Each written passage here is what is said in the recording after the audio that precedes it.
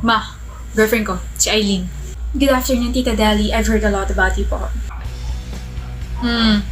Bakit parang galit mama mo? Ganyan lang talaga expression yan. Weh, huwag kang magalala, hindi ka naman kakagatin yan. Kumain ka na? Yes po. Kumain ka na, Devin? Opo ma, kumain na po kami. Mabuti naman.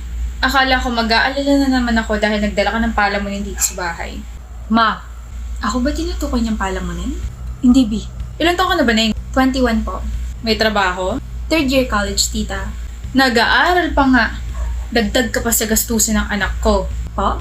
Mabuti pa si Ray, may trabaho na, di ba Devin? Akala ko pa man din siyang dadalhin mo dito. Nagluto pa ako ng paborito niyang ulam. Hindi na ba kayo magkakabalikan nun?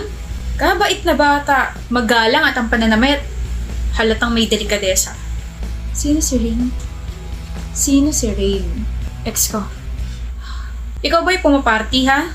Okay. Lasinggera habang nag-aaral, kasuka. Aalis na lang ako, Devin. Saan ka pupunta, Neng?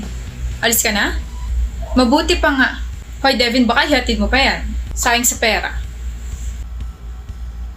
Eileen, I am insulted. Alam ko. Alam mo pala bakit hindi mo man lang ako naipagtanggol? I'm sorry, nagulat din ako sa inista niya. Tsaka dapat nagpantalong ka na lang at hindi shorts. Nag-off-shoulder ka pa tapos makeup. So kasalanan pa ng pananamit ko na naganon ako ng nanay mo. Ang sinasabi ko lang sana nagdamit ka ng presentable. Mukha ka tuloy. Mukha akong ano. Tuloy mo! Mukha akong Devin. Parang hindi girlfriend ko. Parang ang tiga-club. So ang pagpunta sa club or pagpa-party insulto na? Nakalimutan mo na yata na una tayo nagkakilala sa club. Nilapitan mo ako habang sumasayaw ako kasama ng mga kaibigan ko. Eileen. Sana nga, yung ring na lang dinala mo. Sana hindi na lang kayo nag-break. Kaya naman I am breaking up with you para naman wala ka ng girlfriend na pumaparty, nagme-makeup, at nagsusuot ng ganitong damit.